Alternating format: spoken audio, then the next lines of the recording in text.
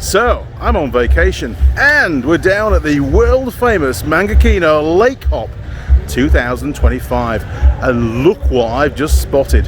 One of my most favourite cars. Let's take a look. Look at this, a 1991 Lancia Stratos.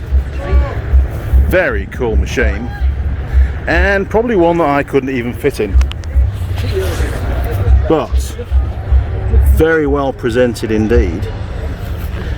I do like that. Look at the flares on it. Nice. We'll do a little walk around just so you get the full impression of this car. Probably isn't getting a lot of love at this kind of show because it's all like muscle cars, but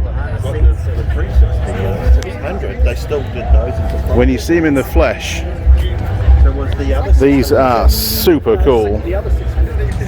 I would never be able to afford one of these, but you can dream, can't you? The Stratos was designed as a rally car, with its mid-engine design providing excellent centre of mass, resulting in superb, well-balanced handling. The design was highly successful, with the car winning the World Rally Championship 3 years in a row from 1974 to 1976. One of the main design features of the Stratos was the integration of the 2.4 litre Ferrari Dino V6 24-valve engine, a deal Lancia struck with Ferrari during the development stages of the car, and one which provides the iconic high-revving crisp exhaust sounds. This example is only a replica, built in 1991.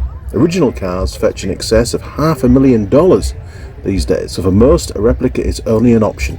The builder of this one has opted for the Alfa Romeo V6, a common choice for this replica model, with them being readily available and relatively cheap to buy and service too. The Stratos weighed in between 900 and 950 kilograms depending on configuration. Power output was around 275 horsepower for the original 12-valve version and 320 horsepower for the 24-valve engine. For the 1978 season, the 24-valve heads were banned from Group 4 competition by a change in the FIA rules. Even with this perceived power deficit, the Stratos was the car to beat in competition, and when it did not suffer any accident or premature transmission failures, it still had an excellent chance to win. Well, that was very, very cool, and there's a lot of cool cars at this show. We're going to head down now to another car that I recognise from the stories that my dad told me. So this next car, the little tiny red one there, is one that my father used to own way before I was born. It's a little Mini Cooper S, and I wonder if it's the twin fuel tank version. Let's go and take a look. You don't see too many of these around these days. This one is a 1970 Mini Cooper S, and it's got one fuel tank. And round this side, yes, look at that. It is, in fact, the twin fuel tank version. Dad crashed one of these in a field. He rolled end over end. The performance versions of the Mini, known as the Mini Cooper and Cooper S, were successful as both race and rally cars, winning the Monte Carlo Rally in 1964, 65 and 67. The Mini was manufactured in England at Longbridge plant in Birmingham, located next to the BMC headquarters, and at the former Morris Motors plant in Cowley. John Cooper, owner of the Cooper Car Company and designer and builder of Formula One cars, saw the potential of the Mini for competition. The designer, Sir Alec Izigonis, was initially reluctant to see the Mini in the role of a performance car, but after John Cooper appealed to BMC management, the two men collaborated to create the Mini Cooper. The Austin Mini Cooper and Morris Mini Cooper debuted in September 1961. A more powerful Mini Cooper, dubbed the S, was developed and released in 1963, featuring a 1071cc engine with a 70.61mm bore and nitride steel crankshaft and strengthened bottom end to allow further tuning. From 1966 onwards, the Cooper S models featured twin fuel tanks as standard. The 1275cc Cooper S models continued in production until 1971. There were only 6,300 Mark II Cooper S, with the 1275cc engines produced between September 1967 and January 1970. A 1967 Honda S800 Coupe. A tiny little engine in there, look. Very, very neat and tidy though. He's done a great job keeping this tidy. The classic Honda wiring. Regulator up, rectifier up there, look. Ford versus Ferrari? Yeah. It's a very, very small car with a very, very small engine. Decent sized radiator there. It's pretty cool. Look how clean that is.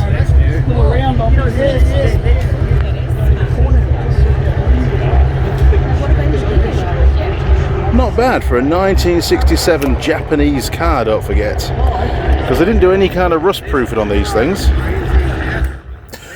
Honda first introduced the S series at the Tokyo Motor Show in late 1963 as an S360 open-top convertible with a 360cc engine assembly. This domestic market sports car was quickly followed by the S500 for the world market. In late 1964, the S600 was introduced, both in convertible and coupe form, with the S600 staying in production till 1967. The S800 in both drop head and coupe form was introduced to the market. Production stopped in 1969. Honda was trying to follow on from their success in entering Formula 1 in 1965, with a view to developing a small, lightweight, high-performance sports car. The original S series up to the S800, as displayed here, had a chain drive trailing arm suspension, but carried a differential and all-drum brakes. In the late 1966, early 1967, they crossed over to a conventional differential and disc brakes with a coilover rear suspension, trailing links and panhard rod. Very advanced for the day. The rumour is that the coupe was modelled off a GT6 or E-Type Jaguar. The jewel of the car is the engine assembly, which produces 75 horsepower from 800 cc's, but will comfortably rev to 9,500, which for the 1960s was an extremely high revving engine assembly. Equivalent British sports cars of the era would rev no more than 6,500 reliably. The S800 has a needle roller crank, twin overhead cams, 8 valves and 4 carburetors, and it's extremely smooth, even at the highest of revs. It's a compact, lightweight sports car. Worldwide, they were not a huge success by numbers, being too small for the American market, plus they were a high maintenance vehicle, needing regular oil changes to preserve the long life of the engine assembly. It's not known how many are still in existence worldwide. This one is one of very few cars currently running on the roads here in New Zealand. The owner does know of others stored in sheds, waiting for restoration. Pockets of parts are still available in Germany, United Kingdom, America and Europe. A handful of S600s were brought new into New Zealand, and Honda was looking to establish a dealer network. In 1966, Rod Sinclair's garage in St Hills Street, Wanganui, had a road demonstrator. No dealerships were taken up, and other than the initial batch of 600s, any other cars in New Zealand have been bought in as baggage cars or imported. This car has been rebuilt in Wanganui by Chris White, the current owner.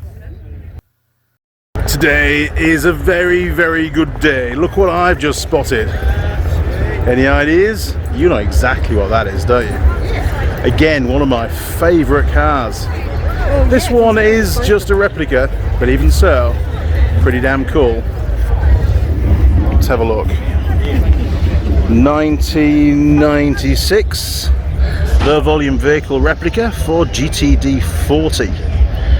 Nice. I have never seen one of these in the flesh, but they are very, very cool. I remember the Ford versus Ferrari movie. That was one of my favourite movies as well. Let's have a wander down.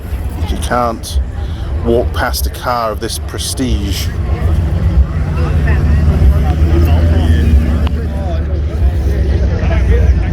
Where's your engine, sir? Oh, it's on the back seat, officer. Look at that. Can you imagine driving down the road and your little Larry the Carry, and this thing goes flying past? Mrs. Mechanic spotted this car in our village last night, and I only saw the back end of it, a glimpse, and didn't realise what it was. If I'd seen it side on, I'd have known straight away. The GT in the car's name stands for Grand Touring, and the 40 is its height in inches, 1.02 metres, measured up to the top of the windscreen, the minimum allowed. The Ford GT40 is a high-performance mid-engined race car originally designed and built for and by the Ford Motor Company to compete in the 1960s European endurance racing and the World Sports Car Championships. Its specific impetus was to beat Scuderia Ferrari, who had won the prestigious 24 Hours of Le Mans race for 6 years running from 1960 to 1965.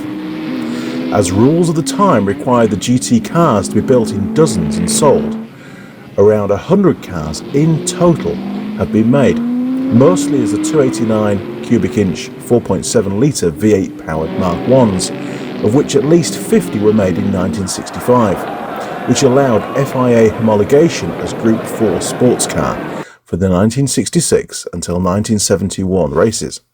The GT40 effort began in Britain in the early 1960s when Ford Advanced Vehicles began to build the Mark I, based upon the British Lola Mark VI in Slough, UK.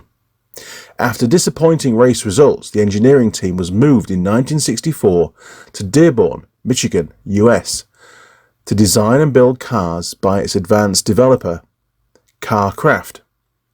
All chassis versions were powered by a series of American-built Ford V8 overhead valve engines modified for racing.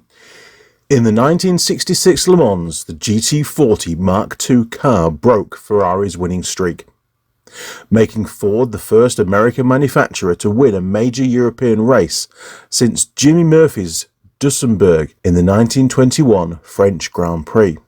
In the 1967 Le Mans, the GT40 Mark IV car became the only car developed and assembled entirely, both chassis and engine, in the US to achieve the overall win at Le Mans. Clearly it's a show for AC Cobras.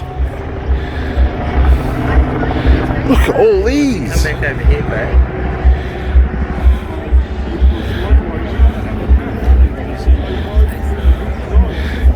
Obviously there'll be some variations going on here, but that's a lot of cars. There's even more money stacked up, because these things are not cheap. Must be some kind of AC Cobra club that's down here.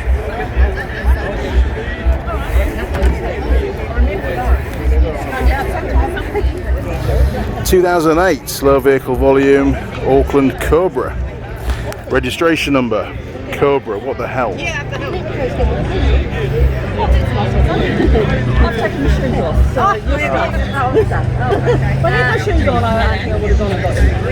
Very nice.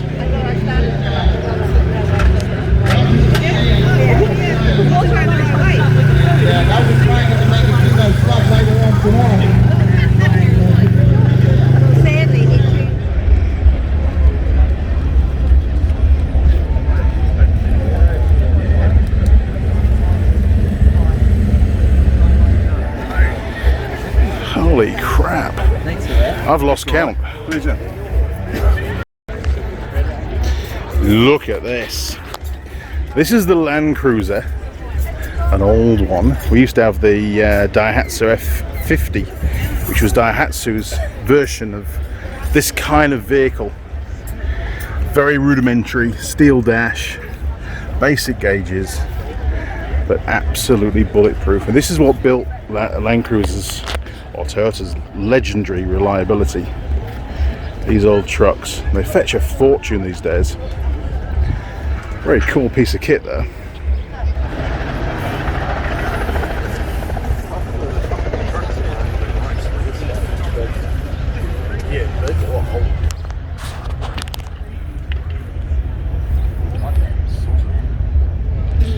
Oh, she's looking pretty solid for a 1982 model.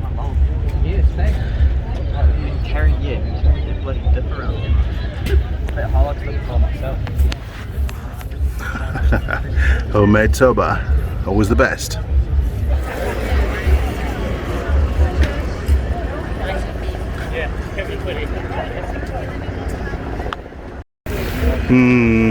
Lots of big trucks, look. Heaps of trucks. May have a look at some of the trucks later on.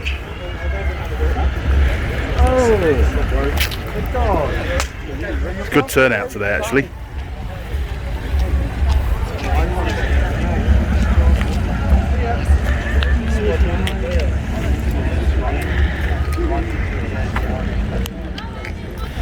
Ooh, some modern day Land Cruisers as well, look. Oh, shit, it's a popper. It's alright, they haven't spotted me. Nice trucks, must admit. And the back bodies they can put on these things now are so smart. We had nothing like that when we were, you know, getting to four-wheel driving. 2023, only 2 years old, actually, this one. There's some really well-made trays on them nowadays, and back canopies and stuff. I do like all the laser cutting and the design that they can do into these things now. Quite different to Charlie Truck that I used to have. See what year this one is. 2023 again.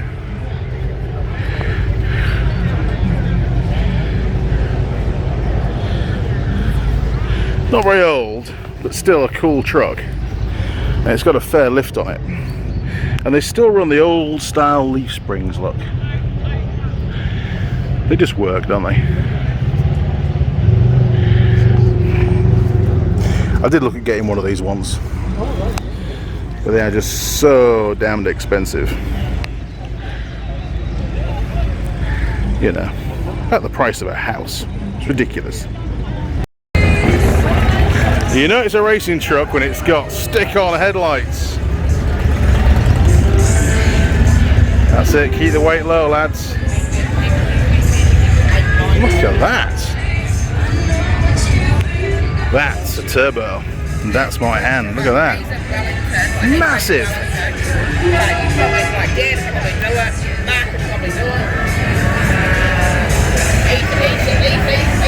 I do like watching the odd racing truck race going around. It's pretty cool fun. Pretty neat bull bars, nudge bars. Yeah, so we won't get next year's race date until probably like April, May. But usually, Fair bit of kit, isn't it? it works out that we're racing hoping. Imagine hurtling around the track driving that. Oh, here we go. Very cool.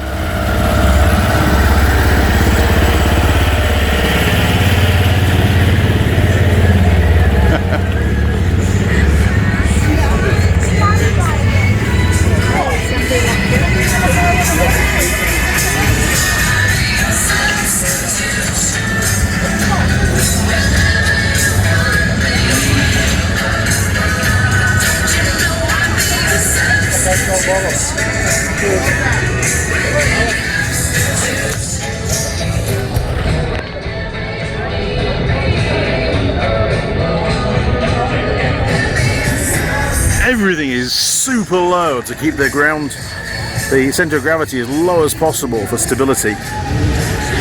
Completely re-engineered. Very, very cool. A lot of work and effort goes into these. And there's the power plant.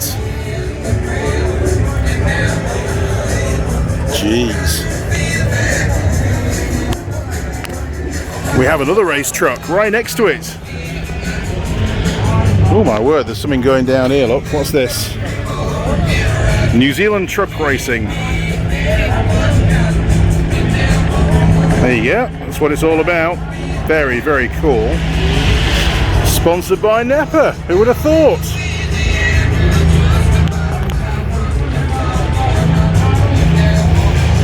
Jeez, that's a big engine. Should be in a boat. Well, going by the colour, it's a cat.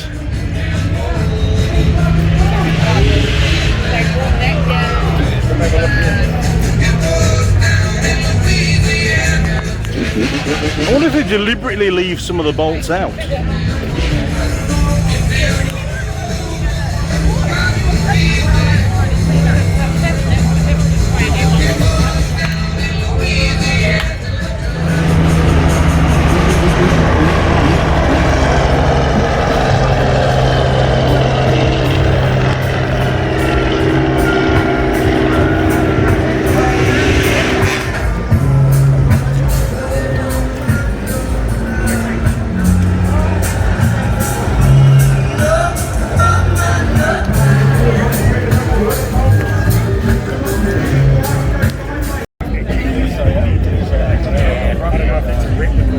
What is it?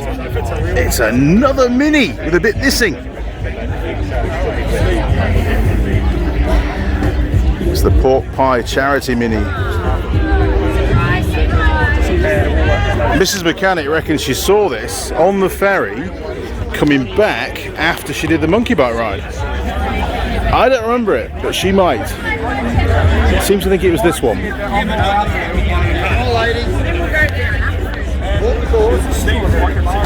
Very cool. And there's one of these in the original in the museum, the movie.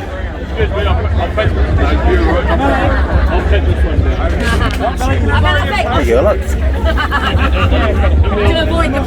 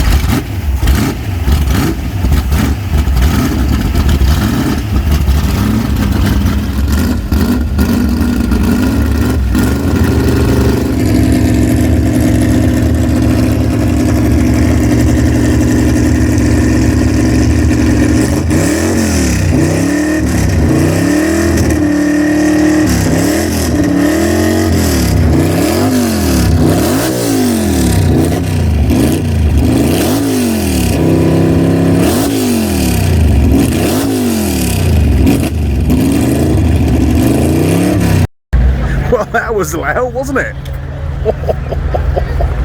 Wasn't expecting that. Good timing. Right, we'll continue to have a wander around and see what else we see. Little sprint cars, look. How cool are these? And my friend Ian Cameron works for a company in Auckland that builds these commercially.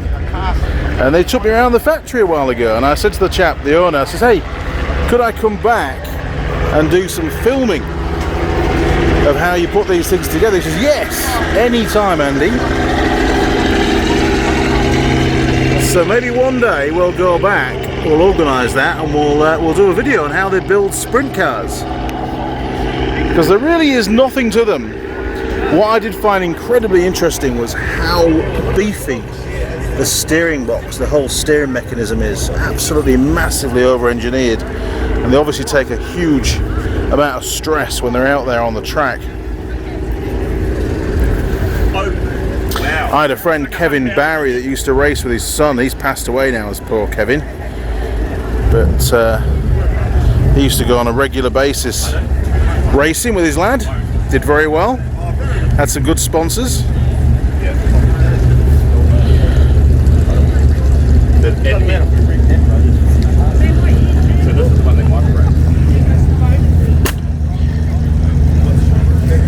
It really is just very basic, but it does the job. These things are super fast.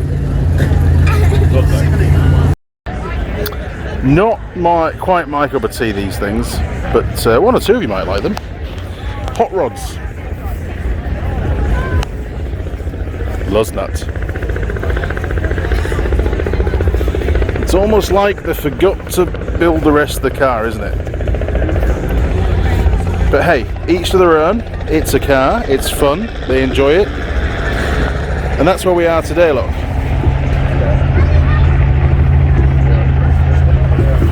Sponsored by Repco. I got a free shirt earlier on. It's an X5. So it might be a while before I fit it. But yeah, I don't know. Maybe these will grow on me as I get a bit older. Who knows? Okay, I'm getting a bit hungry. Mrs. Mechanic, are you hungry yet? You hungry? Maybe hungry. Can we go and find some hungry fixie place? Okay, let's have a wander. Right, where's food? Burger HQ, okay. We could probably go around that way, can't we? And then drop into the food zone. View across the lake. Look at that. Sloping lake, normal lake, pretty cool.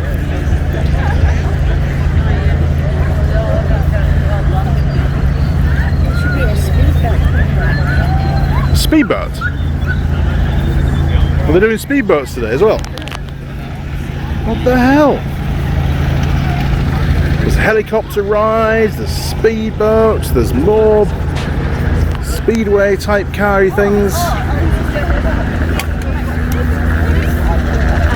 There we are, look.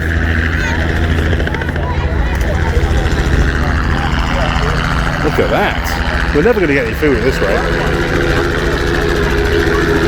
Oh, helicopter.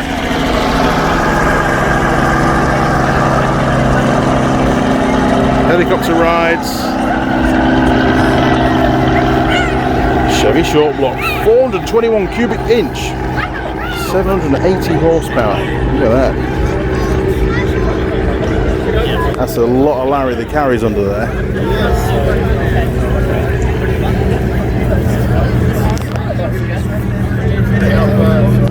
Don't panic, lads, I've labelled the dizzy cap. Look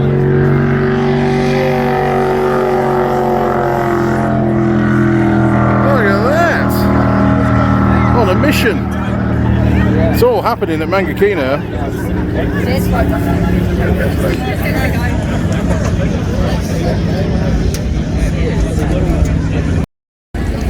James Brock tribute car. Very cool. Mobile. Always a good sponsor. Free fuel, right? Hashtag free fuel.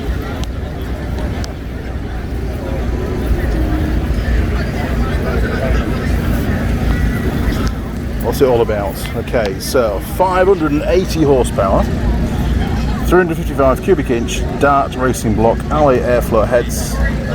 It's got a Holly 850 double pumper, 100 octane, triple plate clutch. Wow, all that stuff.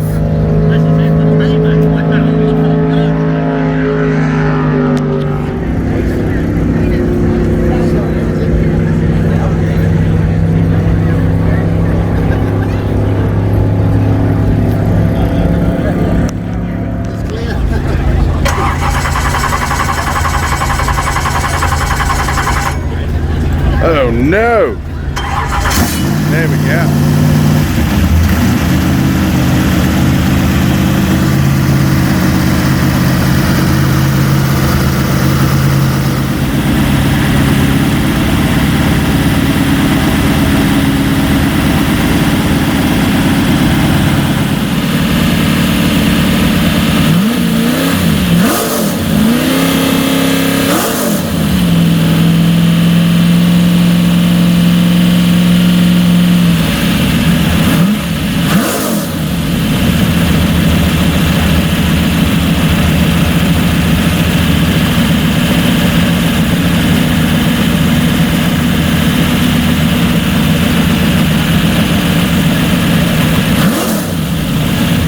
Got to find the wife now. Lunchtime. Ah, there you are. Come on. I'm getting really hungry now. Okay, lunch is done. Pulled pork burger and fries. Full now. But I found Ben's favourite car. Can you guess what it is?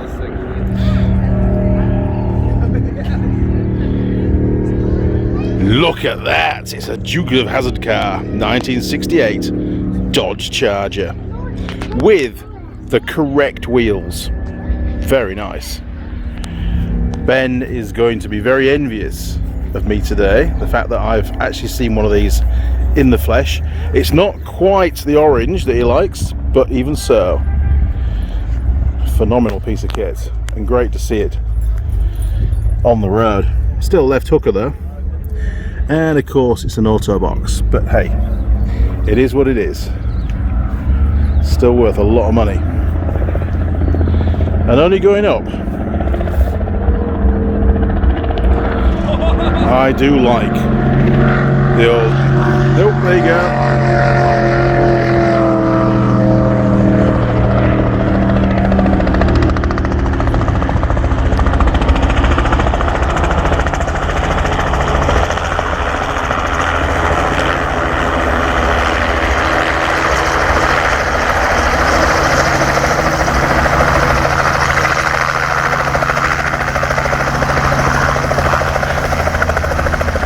Yeah, he's missing the CB aerial on the back and the little mini bull bar at the front. But hey, he's not trying to make it look like a Duke of Hazzard car. That's just what everybody thinks these days that it should look like.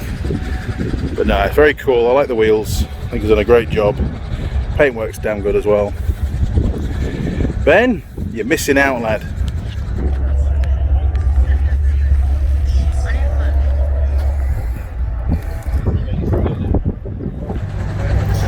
Found the Corvettes. Going through the ages. This is my favourite, the Stingray. It's got the world's longest bonnet. That's huge! So this one was the official pace car for the 62nd annual Indianapolis 500-mile race, held on May the 28th, 1978.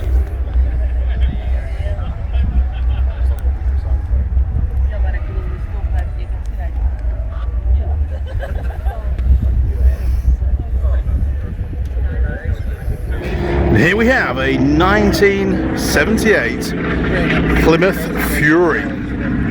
Looks like something straight out of Smokey and the Bandit, doesn't it? Minnesota State Patrol. I still got the partition lock. You can see that with all the sunshine. If I do that, very cool. Big car too.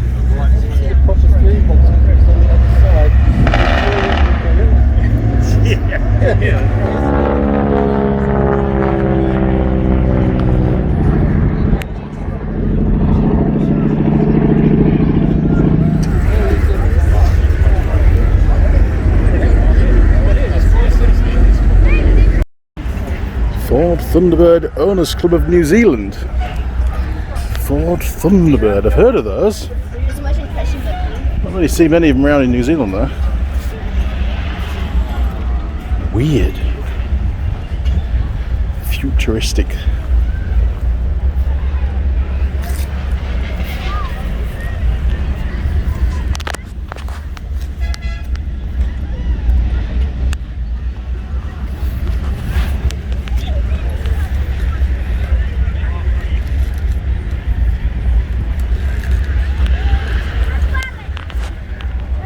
What is it? 60s? Must be 60s. Where's the red gel label? Let's have a look.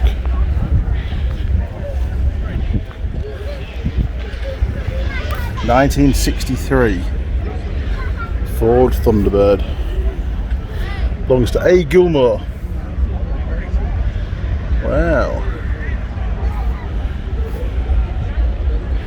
Like I said before, it takes all kinds. Lots of all different tastes here. Now, we've got to the truck bit, another truck bit, and I see a problem already. Have you spotted the problem? No? You spot the problem? What's the problem? Well, that one's gone, Mum. Got what? Ladies. Oh yeah, I got some of those. But no, that's not what I'm on about. There's a problem. I mean, that's not one. That's not one. That white one's not one. The blue one's not one. Those two down there, well, they're not ones either. And that isn't one. That's not one. And that's not one. And that isn't one. And none of those are either.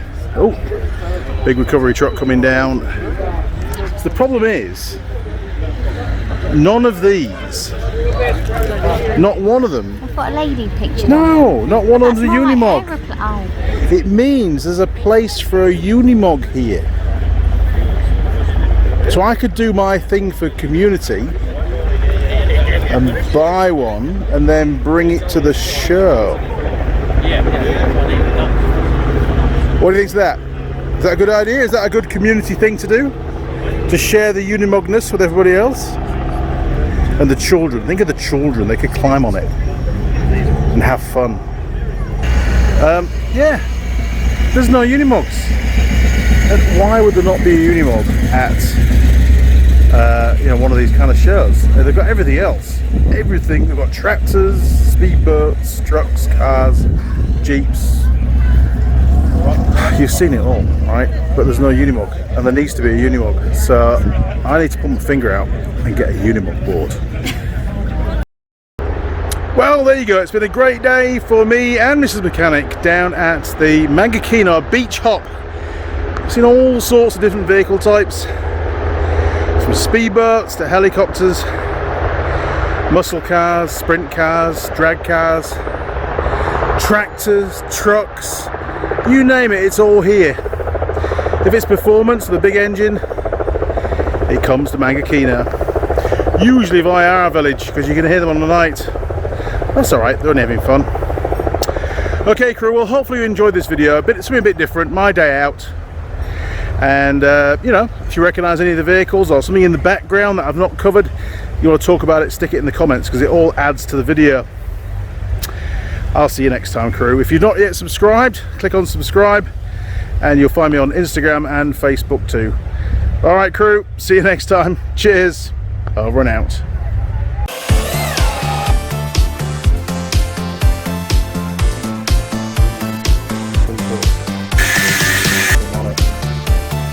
And we get the job again. Oh!